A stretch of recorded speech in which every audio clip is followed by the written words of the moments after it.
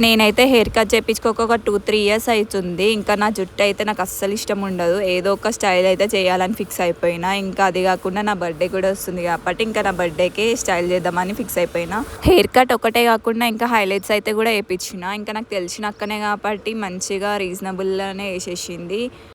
నేను hair colour వేపించడం first time అనమాట. అయితే బ్లీచ్ కూడా వేస్తారంట. మన కలర్ పోయి నార్మల్గా వైటిష్ అవుతుందంట. నేను చెప్పగానే షాక్ అయిపోయినా. ఇంకా అది మన కలర్ రాదా అనేసి బ్లాక్గా రాదంట. ఇంకా దాని మీద కలర్ వేస్తారంట. సో ఇక నేను ఆల్రెడీ ఫిక్స్ అయి ఉన్నా ఎట్లనైనా కలర్ వేపిద్దామని చెప్పి.